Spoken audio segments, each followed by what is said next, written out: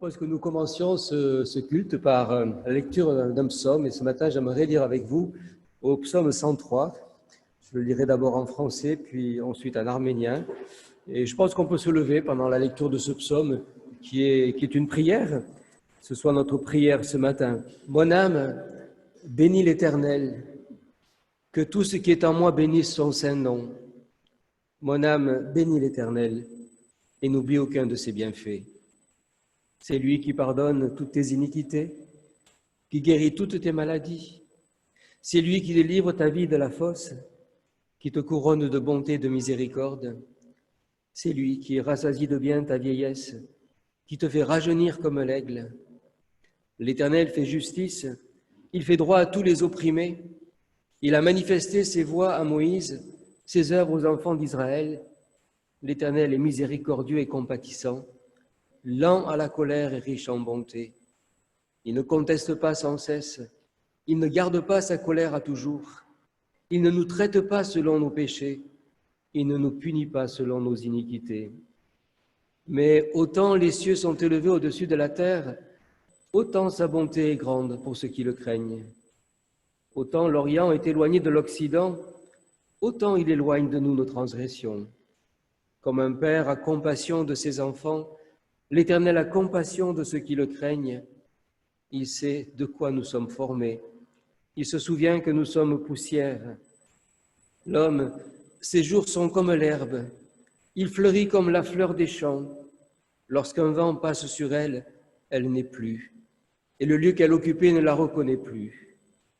Mais la bonté de l'Éternel dure à jamais pour ceux qui le craignent, et sa miséricorde pour les enfants de leurs enfants, pour ceux qui gardent son alliance et se souviennent de ses commandements afin de les accomplir. L'Éternel a établi son trône dans les cieux et son règne domine sur toutes choses. Bénissez l'Éternel, vous ses anges, qui êtes puissants en force et qui exécutez ses ordres en obéissant à la voix de sa parole. Bénissez l'Éternel, vous toutes ses armées, qui êtes ses serviteurs et qui faites sa volonté. Bénissez l'Éternel, vous toutes ses œuvres, dans tous les lieux de sa domination. Mon âme, bénis l'Éternel. Biligartan Kairush, Yerort, Samos. Ով իմանցս օրնեդերը ու այն ամենը, որին ներսիտիս է անոր սուրբ անունը, ով իմանցս օրնեդերը եւ անոր բոլոր բարերարությունները մի մորնար, որ գկավե բոլոր անօրենություններդ, որ կբժշկեք ու բոլոր հիվանդություններդ, որ կփրկեք ու կյանքդ աբականութենե եւ կբսակեք ես ողորմությունով ու քթությունով, որ գլեցնետ ու ձերությունդ բարությունով ու կուբանգությունդ արզիվի պես կնորոգվի, դեր արտարություն ու իրավունք գնե բոլոր զրկվածներուն, անիգա իր ջամփաները Մովսեսին ջանցուց ու իր կորձերը Իսրայելի որդիներուն, բարեկուտ ու ողորմած է դերը, երկայնամիտ ու արատ ողորմությունով, անիգա մինչև վերջը չի հագարագիր եւ հավիտյանս ողջ չի բահեր, անիգա մեր մեղքերուն համեմատ չրավ մեզի ու մեր անօրենություններուն համեմատ հադուցում չրավ մեզի, ապա որչափ որ երկինքը երկրեն բարձր է, անչափ իր ողորմությունը իր մեղվացողներուն վրա զորավոր է, որչափ որ արևելքը արևմուտքեն հեռու է, անչափ հեռացուց մեզ մեր անցանքները, ինչպես հայրը կգտա իր որդիներուն վրա, այնպես ալ դերը կգտա իր մեղվացողներուն վրա, բասնզի անկիդե մեր գազմվածքը գհիշե թե մենք խոհ ենք, մարդուն օրերը խոդի պես են, թաշտի ձաղիգի պես կձաղգին, բասնզի հովը անոր վրայեն կանցնի ու անգոչնչանա, եւ անոր դեղը չի ճանչնարձանի գա, բայց դերոջը ողորմությունը հավիդյանս հավիդենից իր մեղվացողներուն վրա է, ու անոր արդարությունը որդիներուն վրա, անոնց վրա է, որոնք կբահեն անոր ուխտը եւ կհիշեն անոր բադվիրանքները եւ կգադարեն։ Դերը իրատոր երկինքի մեջ հաստատեց, անոր տակավորությունը ամենուն վրա գդիրե, օրնեցեք դերը, ով ռեշտակներ, որ ուժով զորավոր եք, ու անոր խոսքին ցայնը լսելով իր հրամանը կգադարեք։ Օրհնեցեք դերը, ով անոր բոլոր զորքեր, անոր գամքը գադարող Բաշտոնյաներ, օրհնեցեք դերը, ով անոր բոլոր գործեր, անոր դերությանը ամեն դեղերու մեջ, օրհնե դերը, ով իմանցս, աղոթենք։ Շնորհակալ ենք ով դեր, որ գրգին մեզ հավաքեցիր, որպեսզի քեզ բաշտենք, պարապանենք, որովհետև արժանի ես ով դեր այս պարապանության, Պարկուդան քեզի քու բոլոր օրհնություններուդ համար, քու բոլոր շնորհներուդ համար, որոնք գվայելենք ամեն օր, մանավանդ քեզի պարկուդանք մեր Տեր Հիսուս Քրիստոսի համար, եւ գխնդրենք ով դեր, որ դու օրհնես մեր բաշտամունքը, նաեւ օրհնես բոլոր բաշտամունքները, եկեղեցիները,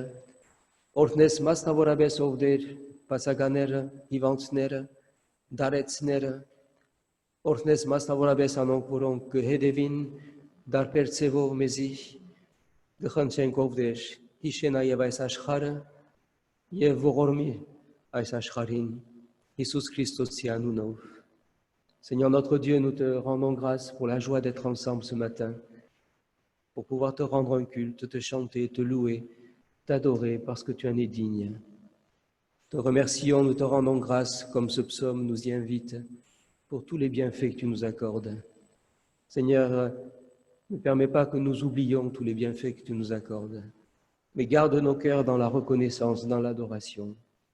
Te prions de bénir notre culte, de bénir également tous les lieux de culte. Nous pensons en particulier, Seigneur, à tous nos malades, à nos personnes âgées, à toutes celles et tous ceux qui ne peuvent être présents ici pour te louer, pour t'adorer. Nous te prions, Seigneur, de les bénir là où elles se trouvent et de les faire participer aussi à notre louange et à notre adoration. Seigneur, nous te prions aussi pour que tu nous diriges pendant ce temps de culte et que tu sois glorifié au milieu de nous par ta parole. Bénis aussi ton serviteur qui nous apportera la parole. Te prions également, Seigneur, pour ce monde dans lequel nous vivons, ce monde qui est troublé. Te demandons ta grâce aussi pour chacun, ta grâce pour ceux qui nous dirigent. Te demandons ta sagesse pour chacun. Te demandons tout cela en ton nom. Amen.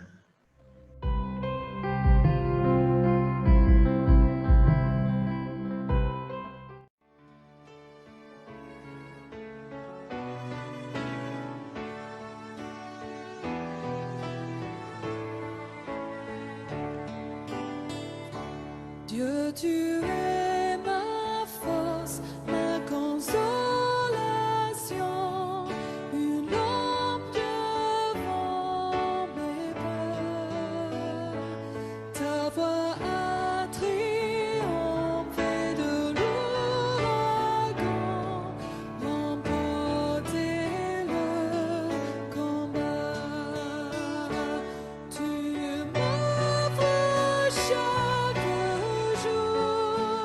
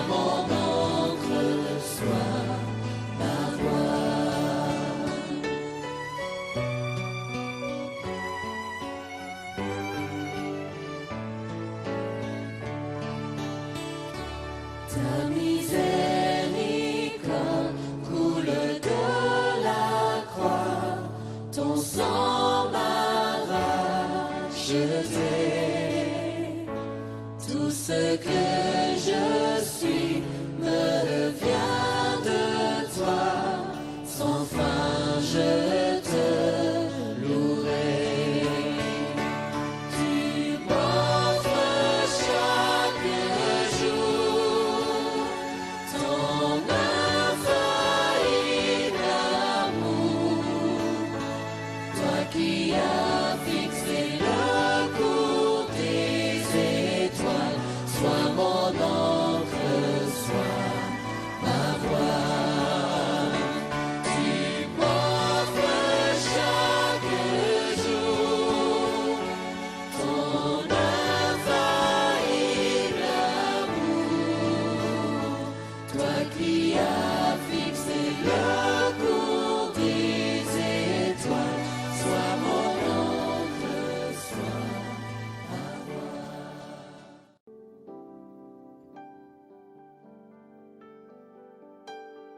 Au-dessus des puissances, au-dessus des rois, au-dessus de la nature et de la création, au-dessus de tous les plans des hommes sages, bien avant le monde tu existais. Au-dessus des royaumes, au-dessus des trônes, au-dessus des merveilles que ce monde a connues, par-dessus tous les trésors de la terre, rien ne peut mesurer ta valeur. Crucifié, seul abandonné, tu as souffert, méprisé, rejeté, telle une rose, foulée par nos pieds. Tu m'as sauvé, tu m'as aimé, par-dessus tout.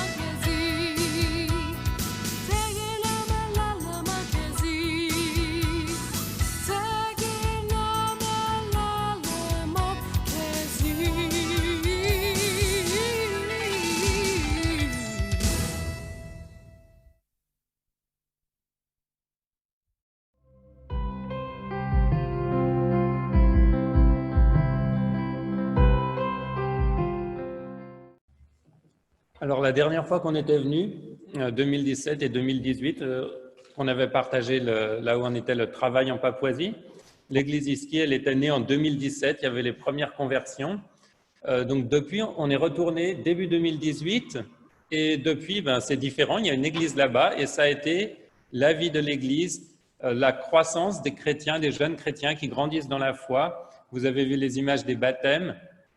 C'était les premiers baptêmes en 2018. Depuis, il y en a eu davantage. On a un peu plus de 120 personnes qui ont été baptisées depuis le début.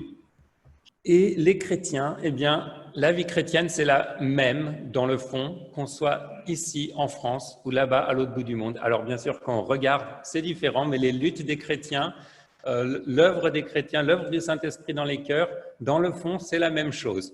Donc, on va en parler un petit peu quand on va partager la parole, parce que ce que le Seigneur m'a mis à cœur, c'est de partager quelque chose qui est vrai à la fois ici et à l'autre bout du monde. L'Évangile est vrai ici et à l'autre bout du monde, et la façon dont il transforme les vies, c'est la même façon ici en France et là-bas en Papouasie-Nouvelle-Guinée.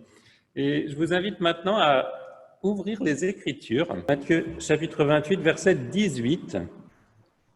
Jésus s'étant approché, leur parla ainsi. Tout pouvoir m'a été donné dans le ciel et sur la terre.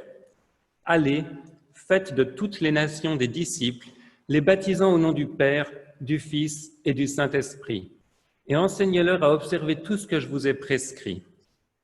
Et voici, je suis avec vous tous les jours jusqu'à la fin du monde. Alors, quand on parle de mission à l'autre bout du monde, ce passage, il vient à l'esprit, c'est l'appel missionnaire de Jésus pour ses disciples, pour ses apôtres.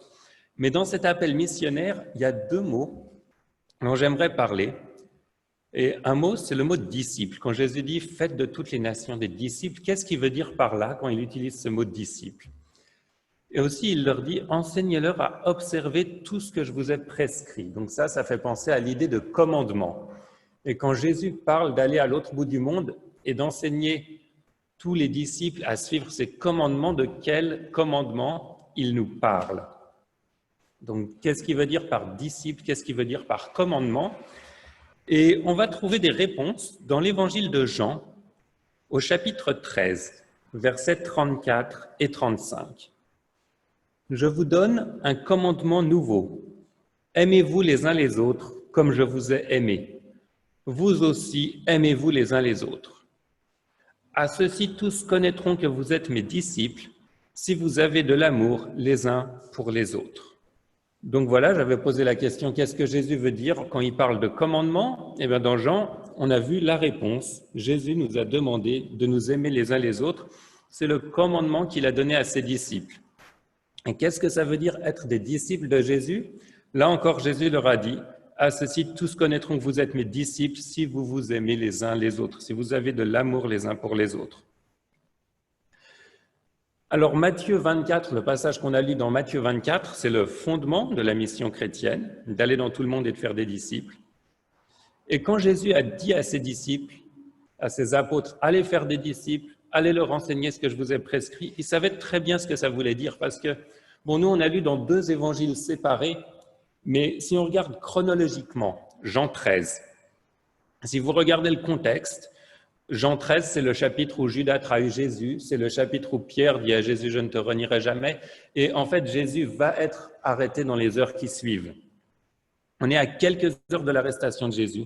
Et Jésus leur rappelle « Voici ce que c'est que d'être des disciples, voici ce que c'est le commandement que je vous ai donné ». Il est arrêté et crucifié, et les disciples ne le revoient plus jusqu'à la résurrection. Et à la résurrection, qu'est-ce qu'il leur dit ?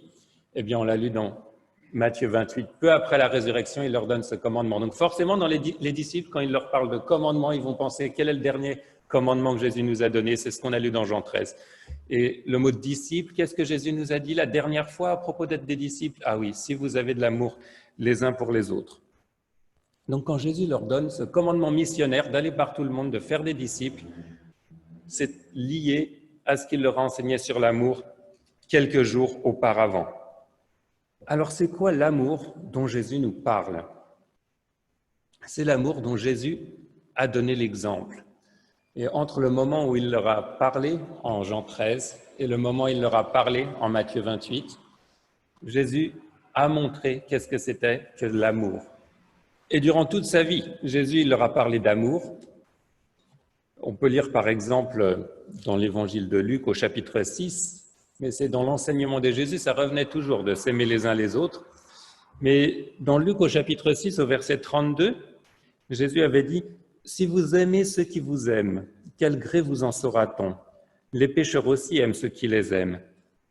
Si vous faites du bien à ceux qui vous font du bien, quel gré vous en saura-t-on? Les pécheurs aussi agissent de même. » Et au verset 35, « Mais aimez vos ennemis. » Donc il disait, si vous aimez ceux qu'on vous aime, quel gré vous en sera-t-on? C'est une formule un peu soutenue qui veut dire, mais pourquoi vous attendre à une reconnaissance particulière, comme traduit la Français courant, ou encore parole de vie, si vous aimez ceux qui vous aiment, il n'y a pas de quoi vous dire merci. Ben oui, c'est l'amour naturel. Quand il avait parlé d'aimer ceux qui les aiment et d'aimer ses ennemis, Jésus nous a montré la différence entre l'amour naturel et l'amour que lui, il enseignait. L'amour naturel, c'est la capacité normale d'aimer ceux qui nous aiment, qui nous font du bien, d'aimer quelqu'un pour ce qu'il nous apporte. Mais Jésus nous parle d'une autre sorte d'amour, un amour qui aime ses ennemis. Jésus nous parle de cet amour, mais il ne se contente pas de parler de cet amour, mais par sa vie entière et ultimement par sa mort sur la croix, il va vivre cet amour et nous montrer l'exemple. Et là encore, la Bible, le Nouveau Testament regorge de passages qui nous parlent de l'amour de Jésus à la croix. On l'a encore chanté ce matin. Mais on peut lire par exemple dans Romains au chapitre 5 et au verset 6.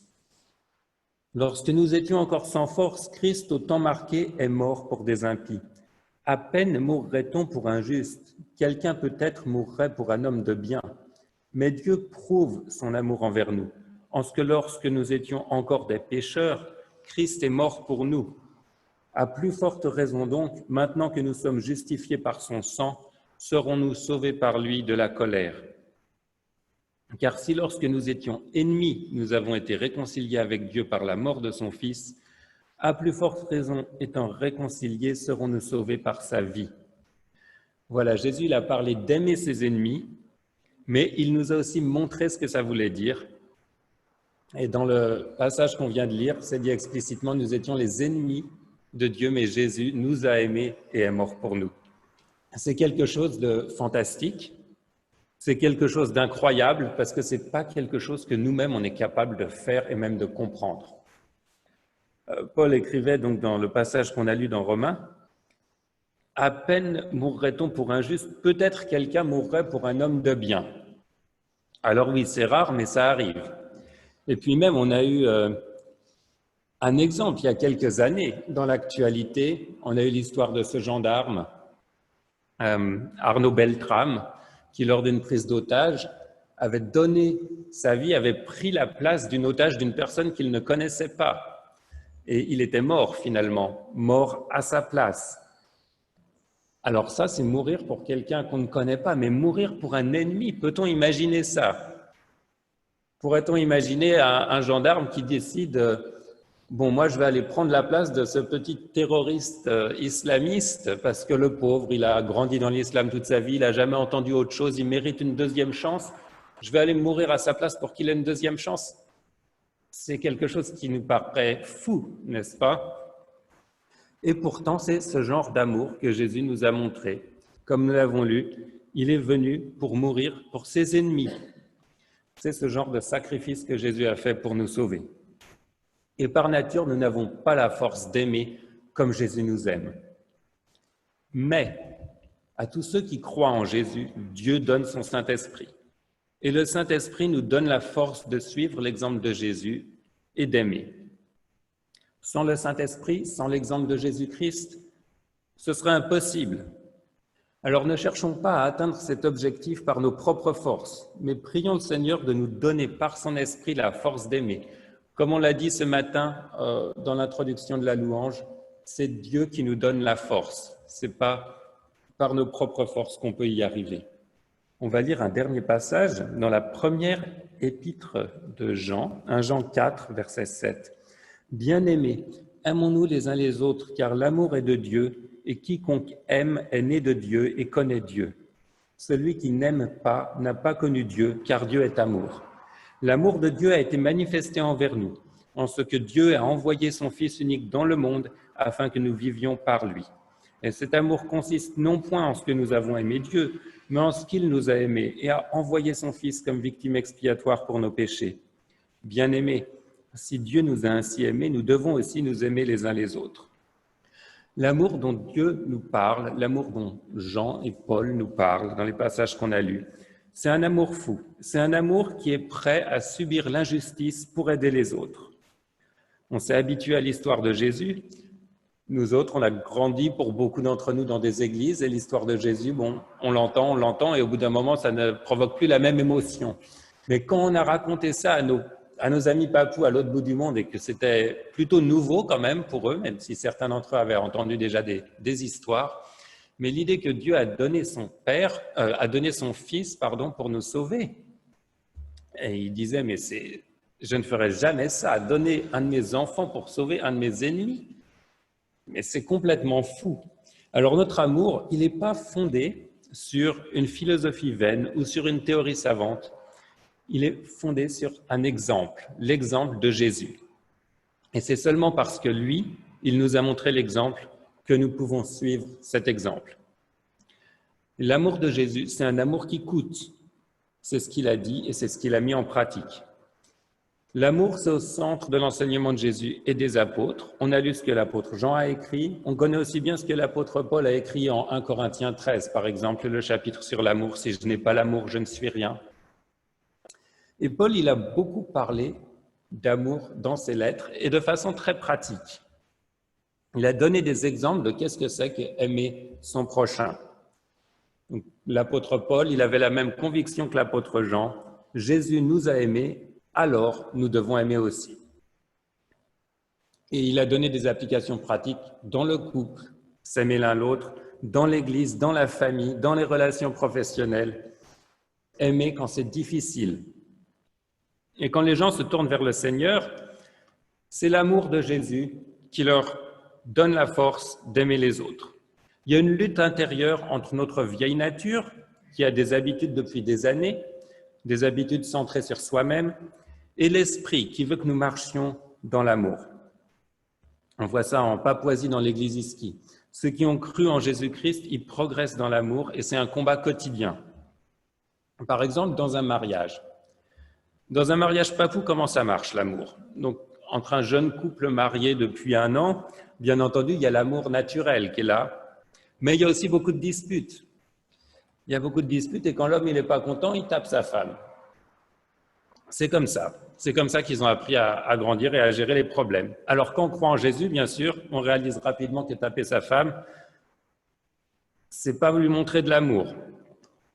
Et le Saint-Esprit parle par la conscience, et les chrétiens réalisent qu'ils ont cette vieille nature qui les pousse à réagir comme ils ont toujours réagi, et le Saint-Esprit qui les pousse à montrer de l'amour et à changer d'habitude. Et donc il y a des batailles, il y a des petites victoires, petit à petit, il y a des victoires, et finalement les mauvaises habitudes sont éliminées.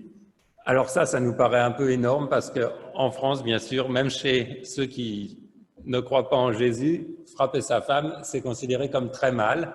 On a une culture chrétienne quand même, on est dans un pays qui a des principes chrétiens à l'origine et on a des principes qui sont dans toute la société maintenant, que les maris doivent respecter leurs femmes quand même. Mais il y a des exemples peut-être un peu plus subtils de qu'est-ce que c'est l'amour, parce que je vais donner l'exemple de Bonnie par exemple, qui était un jeune homme qui s'est converti, il y a des familles très nombreuses là-bas, il avait 8 enfants, il a 8 enfants. Alors il s'est converti, il est dans le groupe de louanges, ils ont des guitares et ils vont dans l'église donc jouer de la guitare et chanter des cantiques pour louer le Seigneur. Et la femme de Bonnie reste au fond avec les 8 enfants à tout gérer. Et là encore, l'esprit parle par la conscience. Est-ce que c'est bien que tu sois devant à jouer de la guitare et à louer le Seigneur quand ta femme est toute seule au fond à gérer les enfants? Et il décide, je vais quitter le groupe de louanges et je vais m'occuper des enfants avec ma femme. Des petites victoires comme ça qui nous montrent le travail du Saint-Esprit dans les cœurs et comment notre ancienne nature, on peut, avec la force de l'Esprit, la force que le Seigneur nous donne, réaliser et dire cet aspect de ma vie va changer par amour. Je veux mettre en pratique l'amour de ma femme et de mes enfants. l'amour dans la famille, l'éducation des enfants et l'amour dans l'Église, entre frères et sœurs. Parce que parfois aussi, il y a des tensions, souvent des tensions, des conflits. Puis on revient en France, et ça, alors ce que je vous ai raconté, les petits exemples, en fait, c'est pareil partout dans le monde. Cette tension qu'il y a entre notre vieille nature et notre amour de soi-même, notre égoïsme, et l'Esprit de Dieu qui nous encourage à aimer les autres, et l'exemple de Jésus qui nous encourage à se donner pour les autres. On revient en France, on renoue avec les amis, les églises qui nous soutiennent. On voit que partout, c'est le même combat. Et un tel a divorcé, le mariage d'un tel a du plomb dans l'aile, un tel et un tel ne se parlent plus dans l'église. Et le plus triste, c'est quand les gens baissent les bras et disent « Je laisse tomber, on ne pourra jamais se réconcilier, c'est trop dur. Vous ne pouvez pas comprendre ce que cette personne m'a fait subir. J'ai plus envie d'essayer de restaurer cette relation. » Je voudrais vous encourager à ne pas laisser tomber le combat de l'amour. Pourquoi ? Parce que c'est dans l'amour qu'on se donne les uns aux autres qu'on ressemble le plus à Jésus. L'amour qui se sacrifie pour les autres, même quand c'est dur. C'est plus facile à dire qu'à faire, bien sûr. Mais quel est le but de notre vie, après tout ? N'est-ce pas de vouloir plaire à notre Seigneur à chaque instant et lui rendre gloire, à aimer les autres, même quand c'est difficile? C'est à cela que le monde verra que nous sommes les disciples de Jésus. Je remarque que souvent les chrétiens sont prêts à faire de gros efforts et de gros sacrifices quand c'est pour montrer de l'amour à des incroyants, pour montrer l'amour de Jésus à ceux qui ne le connaissent pas. Parfois, par exemple, un chrétien va garder son poste au travail alors que c'est des conditions pénibles et le chef est très pénible, mais pour témoigner, il va décider « je ne change pas de poste, je dois amener l'amour de Jésus là où Dieu m'a placé ». On a vu des amis papous qui ont enduré la destruction de leurs biens, qui se sont fait brûler leur maison ou détruire leur récolte parce qu'ils étaient chrétiens et qui ont dit « ça c'est rien, c'est pas éternel. Cette personne qui m'a fait ça ne connaît pas le Seigneur Jésus et le plus important c'est qu'il connaisse le Seigneur Jésus. Donc je ne vais pas aller me battre contre lui, je ne vais même pas aller le traîner en justice, je vais laisser tomber. » Alors voilà, on est capable de faire des gros efforts pour les incroyants, mais dans l'Église, dans notre famille, dans notre couple, on constate un relâchement. L'amour n'est plus inconditionnel, mais pourtant c'est tout aussi important. L'amour véritable, il se pratique même quand personne ne regarde. Et d'ailleurs, le monde regarde nos couples et nos familles. Et parfois, ce qu'il voit ne fait pas envie. Alors, le combat de l'amour, c'est le même partout. Partout où il y a l'Évangile, on doit voir cette lutte. Le combat de l'amour, c'est avant tout une lutte intérieure, une lutte entre mon ancienne nature, qui veut avoir raison, qui ne veut pas pardonner, qui veut son confort, qui veut que les choses se fassent d'une certaine façon. Et mon ancienne nature, elle est prête à blesser les autres. Elle est prête à diviser, à dire du mal, à parler dans le dos.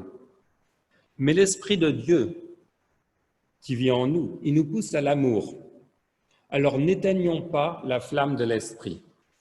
Aimons quand c'est difficile. Le vrai amour, il endure tout, il supporte tout. On lit ça dans 1 Corinthiens 13. C'est des mots de souffrance. Le vrai amour, il souffre et on n'aime pas la souffrance.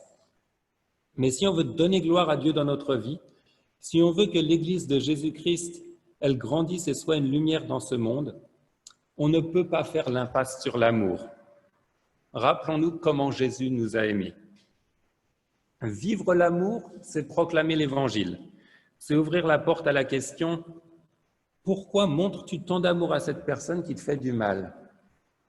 Et on peut répondre « Parce que moi aussi, Jésus m'a aimé quand je lui faisais du mal. » Jésus nous a dit d'aller par tout le monde faire des disciples en proclamant et en vivant l'amour.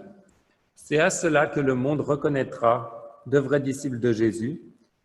Alors le chant missionnaire, il commence quand vous sortez de l'Église. Mais l'amour, lui, il commence ici, dans l'Église, il commence dans votre couple, dans votre famille. Que le Seigneur vous bénisse.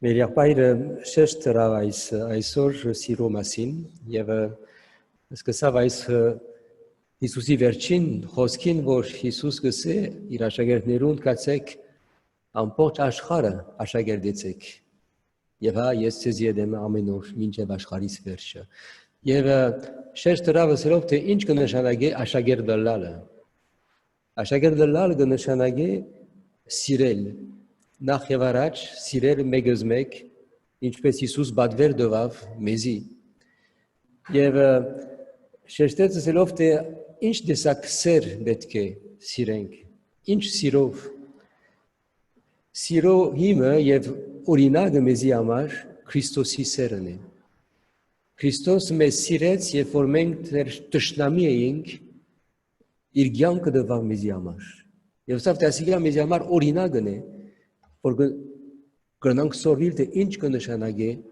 սիրել, մեկս մեկ սիրել, տշնամիները սիրել։ Եվ անշուշտ մեր ուժերով կարելի չէ սիրել այսպես։ Անորամար Աստված տված է մեզի Սուրբ Օքին, Սուրբ Օքին է որ մեզի գոքնի, որպեսզի սիրենք, կարենանք սիրել, ինչպես Հիսուս մեզ սիրեց։ Եվ մեզի կանի օրինակներ տվավ, տեսնելով թե ինչպես ավետարանը այն երկրի մեջ որ ծառայեցին, ինչպես ավետարանը այդ ժողովրդին ասենք սովորությունները բոլորովին փոխեց։ Այս ժողովրդին սովորություններն էին ամուսինը ընդհանրապես իր գինը գծեծե, երբ որ ամացային չէ իրեն գծեծե իրեն, այդպես վարժված են։ Եվ գսավ թե ինչպես մարդիկ սկսան փոխել իրենց վարմունքը գիներուն անտեպ, տեսնելով որ պետք է որ սիրեն ինչպես Հիսուս սիրեց իրենց։ Եւ այնպես էլ նաեւ թշնամիներ գամանոնք, որոնք գվնասեն իրենց, բոլորովին փոխված ձևով իրենց հարաբերությունները փոխեցին։ Ուրեմն կտեսնենք թե աշակերտը լալը, հավատացյալը լալը կնշանակի դարբեր կյանք ապրին, կնշանակի սիրով լեցված լալ, սիրել մեկս մեկ եւ նաեւ սիրել անոնք որոնք մեզ գվնասեն կամ անոնք որոնք տշնամի են, պետք է որ սիրենք ինչպես Հիսուս մեզ սիրեց։ Եվ ոնե որ աշակերտ գլանք եւ իրապես դերոջը վկայությունը գուտանք եւ իր սիրո վկայությունը գուտանք։ Դերը օրտնե իր խոսքը եւ օրտնե մեր ամեն մեկս նաեւ մեր եղբայրս ավտե անդեղ դերևս այս դժվարությունները կան ամուսինները գիները գծեծեն գսեպ այս երբ որ գուկանք Ֆրանսա գտեսնենք թե ընտանիքներուն մեջ ալ պետք է որ ընդունենք թե սերը երտալեն գբաքսի գին ամուսին գբաժնվին զավակներ գբաժնվին գսե որ օսալ պետք է որ այս բայկարը ունենանք սիրո լծված լանք եւ մեր սերը մաստավորապես Հիսուսի վրա հիմնված լան դեր օրհնե մեզ եւ օրհնե իրենց առաքելությունները եւ նաեւ օրհնե մեր բոլոր ծառայությունները եւ ընտանիքները լույսի մեջ մտանք կանի մվարյան եւ աղոթքով մեր սերդերուն մեջ աղոթենք եւ դերոջ այտնենք ինչ որ մեր սրդի վրա ունենք Restons un instant dans le recueillement, dans le silence, et puis prions à la fois, rendons grâce à Dieu pour le ministère, le service de notre frère André et d'Aurélie, et puis aussi prions pour nous, prions pour nos familles.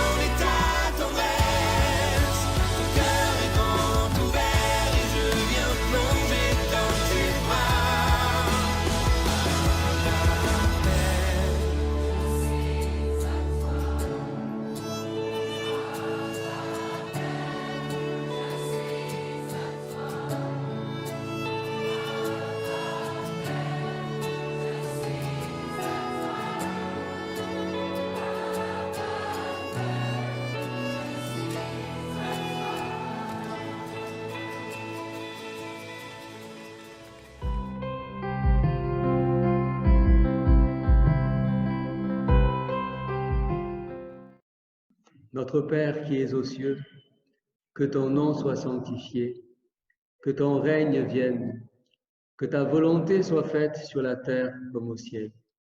Donne-nous aujourd'hui notre pain de ce jour. Pardonne-nous nos offenses, comme nous pardonnons aussi à ceux qui nous ont offensés. Et ne nous laisse pas entrer en tentation, mais délivre-nous du mal. Car c'est à toi qu'appartiennent le règne, la puissance et la gloire pour les siècles des siècles. Amen.